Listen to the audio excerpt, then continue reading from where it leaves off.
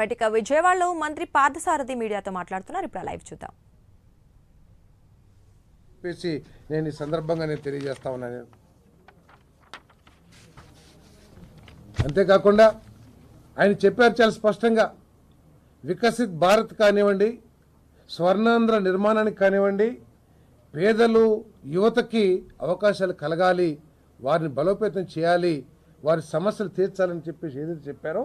అదే లైన్లో మరి మన ప్రీతం ముఖ్యమంత్రి గారు P4 ప్రాజెక్ట్ కానివ్వండి, అదేవిధంగా పేదవాళ్ళ కోసం సంక్షేమ కార్యక్రమాలు కానివ్వండి, అదేవిధంగా అనేక ప్రాజెక్టులని ఇండస్ట్రీస్ని తీసుకొచ్చి 20 లక్షల మందికి ఏదైతే ఉపాధి కల్పించాలనే లక్ష్యంతో కూటమి ప్రభుత్వం ప్రయత్నం చేస్తుందో, అదేవిధంగా ఏదైతే ప్రతి ఇంటికి ఒక ఎంటర్ప్రెన్యూర్, ప్రతి ఇంటికి ఒక వ్యాపారవేత్తను తయారు చేయాలి అని ఏదైతే ఆలోచన చేస్తున్నారో, అదేవిధంగా ఈ రాష్ట్రంలో యువత యువకులకి స్కిల్స్ని అందించడమే కాకుండా